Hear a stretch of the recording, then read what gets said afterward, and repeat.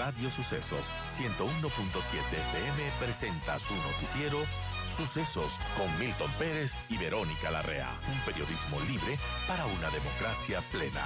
Los hechos y las opiniones de los sucesos que marcan nuestro tiempo.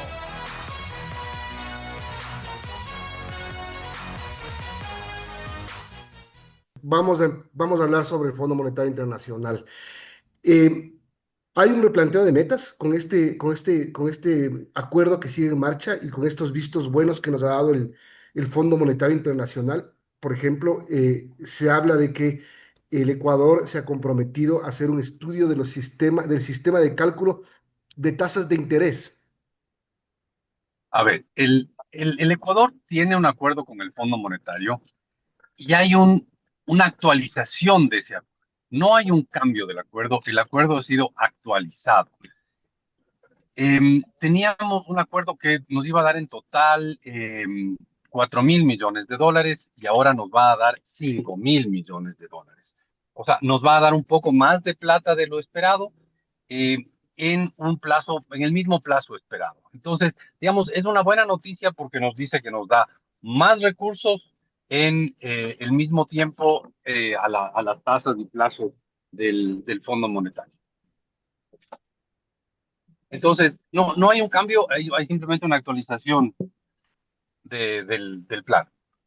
Ahora, este tema de las tasas de interés, ¿es así nomás de comprometerse a cambiar un sistema de cálculo de tasas de interés?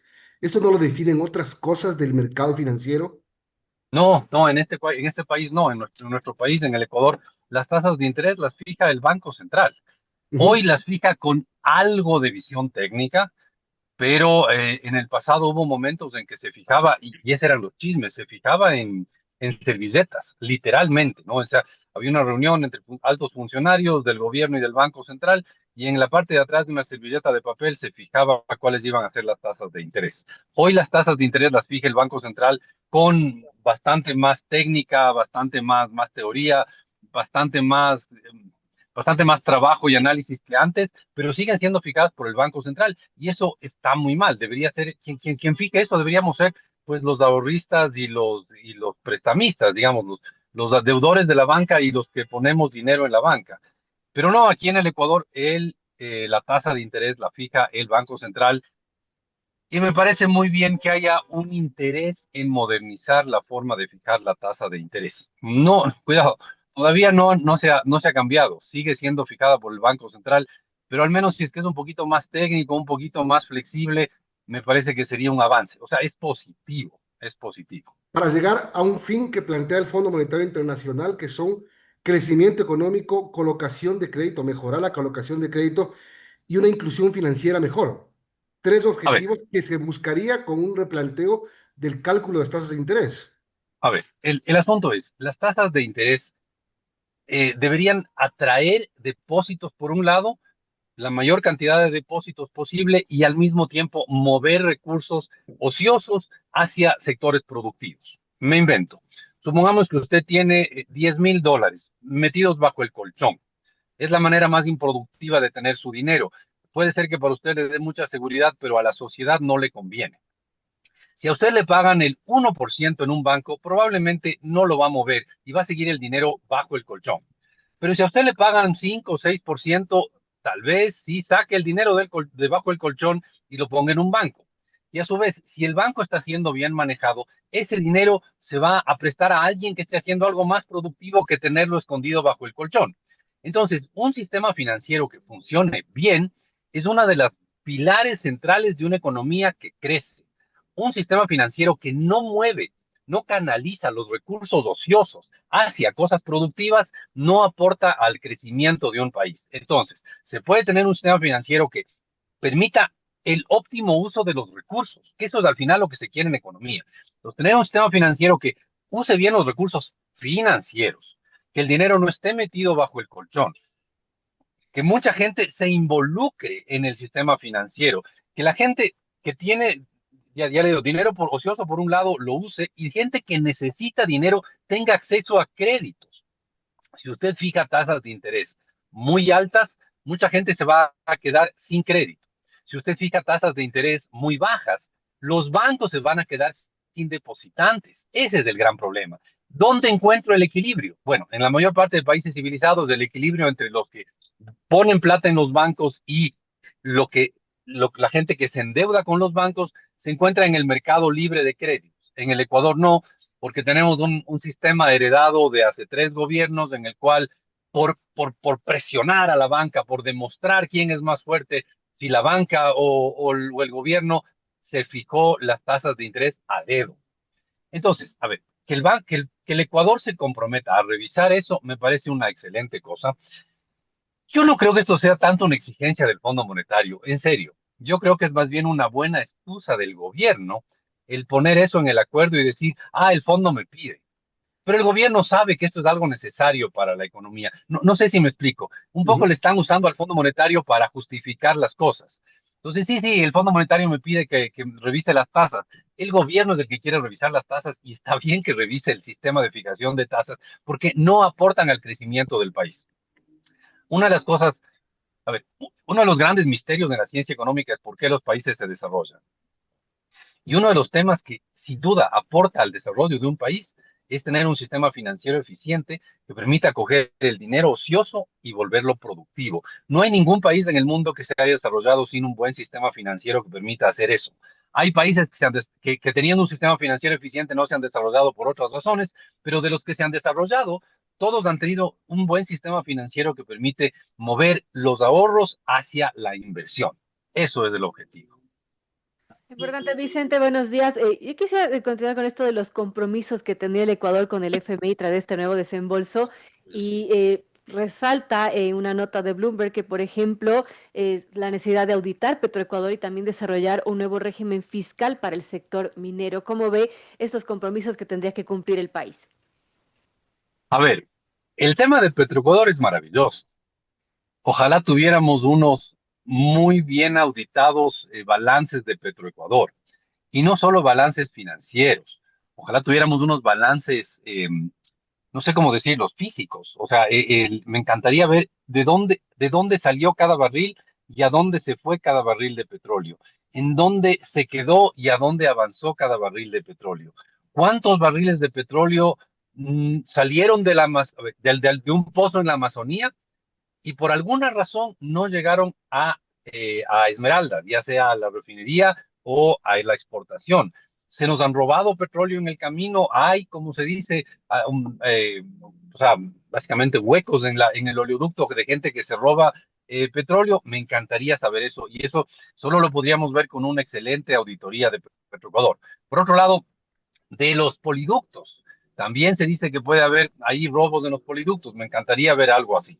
Entonces, que se quiera auditar a Petroecuador es una de las cosas más básicas que debería hacerse en un país petrolero como el Ecuador.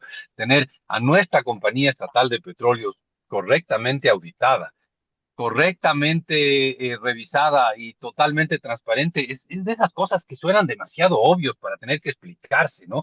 Tener una buena compañía estatal de petróleos es el requisito de para que un país petrolero medianamente funcione. Entonces, eso es simple y sencillamente extraordinario y ojalá lo haga el gobierno. No es fácil, no es fácil. Se dice que hay gente con intereses opuestos a que se haga una buena auditoría de Petroecuador. Y esto es un tema que el Fondo Monetario le ha pedido al Ecuador desde hace mucho tiempo. El Fondo Monetario está convencido que el Ecuador podría tener más recursos de Petroecuador si es que hubiera más transparencia. No sé si tenga razón el Fondo Monetario, pero ese es uno de los temas que al fondo digamos que le apasiona. El que el Ecuador pueda obtener más recursos. El Ecuador en sus pobrezas y en sus problemas podría tener más recursos si es que Petroecuador estuviera correctamente auditado. El otro del tema minero, sí, me parece bien. O sea, lo que está diciendo es, cuide el sistema por el cual le cobra impuestos a lo que podría ser la gallina de los huevos de oro del futuro. Entonces, el Fondo Monetario ahí va a decirnos siempre, oiga, si puede cobrar impuestos, cóbrelo, porque necesita equilibrar sus cuentas fiscales, pero no sea tan miope de dañar a la gallina de los huevos de oro y lastimar a un sector que podría ser tremendamente productivo para ustedes. Hablamos con Vicente Albornoz, son las 8:36. La ministra de Economía en esta semana ha dicho que los próximos 600 millones de dólares que vienen como parte del programa de 5.000 del FMI van a ser utilizados para financiar programas sociales y para infraestructura, sobre todo en el sistema eléctrico nacional. Lo preocupante es que lo del sistema eléctrico se viene diciendo desde hace más de un año y estamos a puertas nuevamente de un estiaje que podría desembocar en apagones y no se ven los megavatios. Ese es el tema, no se ven. Los que se veían venir fueron causa de un escándalo y de ahora una investigación fiscal. A ver, el dinero que llega del Fondo Monetario, como todos los dólares en el mundo, que es una de las grandes verdades que hay en economía, todos los dólares son iguales.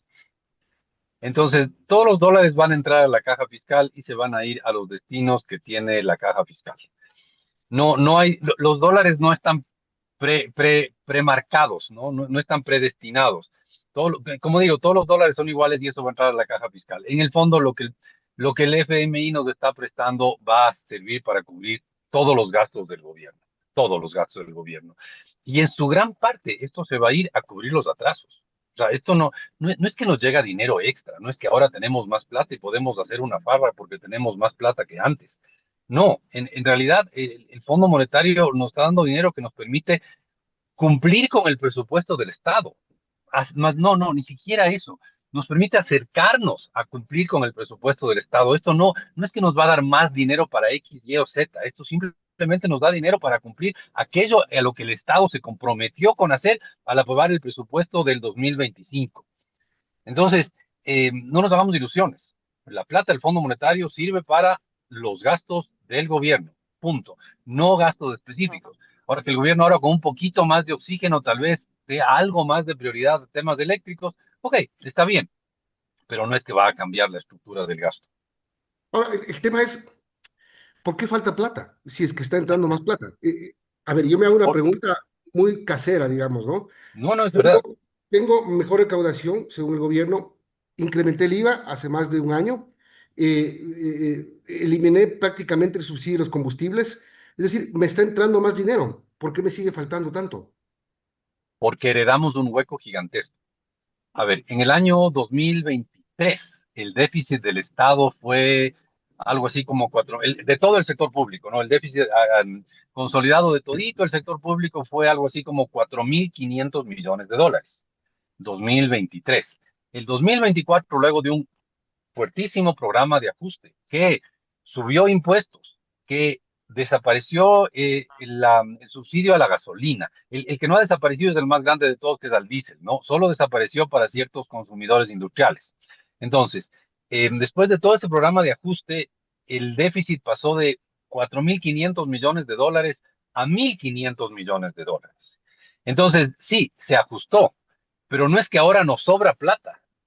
Ahora nos falta menos que antes. Así de terrible es la situación. O sea, piense, en el 2023 el hueco eran 4.500. El 2024 fueron, muy entre comillas, solo 1.500, que es una cantidad enorme de dinero.